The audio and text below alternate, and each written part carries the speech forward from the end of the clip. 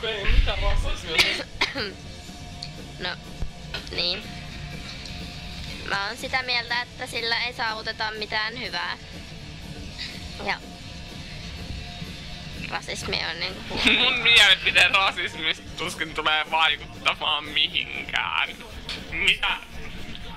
Mitä mä sanon rasismista? Tai mun mielipide sinänsä.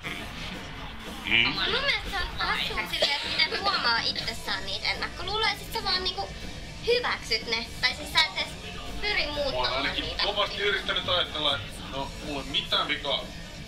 Oikeastaan ketään muut kohtaa sano mitään. Sinänsä ongelmaa.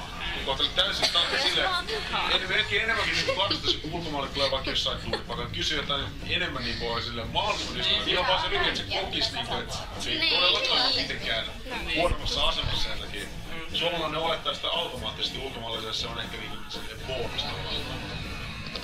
Voinko minä aina alkaa paasaamaan jostain? Paasa! Mä en koe olevani mitenkään erityisemmin rasistinen henkilö. Mä voin puhua vaan siitä, että mun mielestä on typerää puhua suvaitsevaisuudesta, koska se kuulostaa siltä, että siedetään jotain. Eikä siltä, että hyväksytään ihmisiä. Niin. Vähän just, jos sä oot vittu muuttu, olit se mitä väriä tahansa, se on ihan sama. Niin. Mutta tavallaan ymmärrän, mitä se tarkoittaa, annetaan anteeksi enemmän, koska... Ehkä pelätään. Ehkä se on kulunien kulttuuri, että se on kyrpä.